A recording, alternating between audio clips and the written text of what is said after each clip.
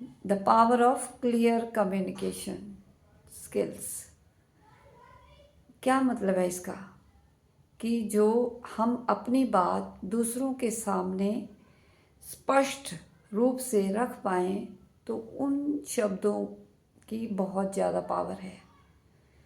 हमें समझ आना चाहिए फ़र्क कि जो स्पीकिंग क्या है और टॉकिंग क्या है।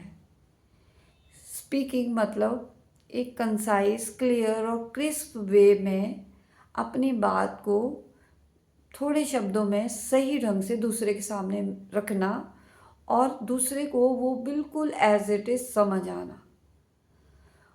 और जो टॉकिंग है वो हम बच्चे बिना सोचे समझे, बिना किसी डायरेक्शन के कोई भी बात करते जा रहे हैं। तो जो लोग कम्युनिकेशन स्किल्स में माहिर होते हैं वो बहुत पावरफुल होते हैं अपनी पर्सनल लाइफ में भी और प्रोफेशनल लाइफ में, और अपने ओवरऑल ग्रोथ में वो भागीदार होते हैं। तो सीरियसली बहुत ज़्यादा पावरफुल है ये चीज़ कि अगर हम कम्युनिकेशन स्किल्स में अच्छे हैं तो इसका मतलब हम ज़िंदगी में एक बेटरमेंट की तरफ जा रहे हैं और इसका कोई लिमिट नहीं है सीखने का। जब मैंने शुरुआत की अपनी इंग्लिश स्पीकिंग जर्नी की तो मेरा फोकस सिर्फ इंग्लिश पर था, परंतु धीरे धीरे जब मुझे समझ आने लगा कि बात इंग्लिश और हिंदी की नहीं है, बात ये है कि क्या हम अपने जो भी शब्द है उनको सही ढंग से दूसरों के सामने रख पा रहे हैं या नहीं। और अगर हम रख पा रहे हैं तो हम कम्युनिकेशन स्किल्स में अच्छे हैं। और ओवरनाइट इसमें सही होना भी इतना आसान नहीं है, क्योंकि क्योंकि हम जो हर बात में हमारी कमांड नहीं है, हर टॉपिक पे हम सही ढंग से नहीं बोल सकते। और जब हम दूसरों को सुनते हैं तो हमें ईजी लगता है, हमें लगता है कि हम आसान तो है, हम कर लेंगे। परंतु जब हम करते हैं कोई भी काम तो हम डिफ़िकल्टी फेस करते हैं।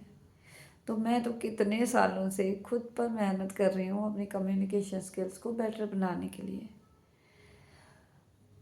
आई थिंक बहुत ज़्यादा इम्प्रूवमेंट भी आई है, ऐसा भी नहीं कह सकते कि नहीं है फ़र्क, क्योंकि जब मैंने 2010 में एज काउंसलर जॉब ज्वाइन की थी तो उस टाइम मुझे खुद को एहसास हो गया था कि मैं अच्छी नहीं हूँ कम्युनिकेशन स्किल्स में। मैं जो है, जो भी एज काउंसलर मेरे सामने पेशेंट आएगा वो उस उम्मीद से आएगा कि ये जो है ये मुझे गाइड करेगा, समझाएगा, जो मेरी प्रॉब्लम है उसके लिए सॉल्यूशन देगा। परंतु अगर मैं खुद ही अच्छी नहीं हूँ, खुद ही मैं सही तरह से अपने शब्दों को उस तक नहीं पहुँचा पा रही हूँ तो मेरा कोई फ़ायदा नहीं है उस पर्टिकुलर सीट पे बैठने का। ये सोचकर मैंने खुद की स्किल्स को इम्प्रूव करना शुरू किया और स्लोली एंड स्टेडली मुझे धीरे धीरे समझ आने लगा कि ये बहुत डीप है। और जितने हम, ये समुंदर जैसा है, जितने हम अच्छे होते जाएंगे उतना ही हमें ऐसा लगेगा कि और बहुत कुछ सीखने को है और हमने कुछ नहीं सीखा। तो इसी उस जर्नी में मैं चलती जा रही हूँ। इंग्लिश एक लैंग्वेज है, चाहे हम किसी भी भाषा में अपने शब्दों को जब सही ढंग से रखेंगे तो वो कम्युनिकेशन स्किल्स है। तो भाषा कोई भी हो, लेकिन कम्युनिकेशन स्किल्स को हम सभी को बेटर बनाना चाहिए अपने बेटरमेंट के लिए। हार्ड स्किल्स हम स्कूल में सीखते हैं, जब हम पढ़ते हैं तो सीखते हैं, परंतु सॉफ्ट स्किल जो है वो हमें खुद को ही इम्प्रूव करनी है। ये उस तरह से है जैसे बाहर का ज्ञान तो हम दुनिया मतलब ज़्यादा कम, किसी को ज़्यादा है कम है चाहिए, लेकिन इतना भी नहीं है कि बिना उसके हम गुजारा नहीं कर सकते, परंतु अपना ज्ञान हमें होना चाहिए।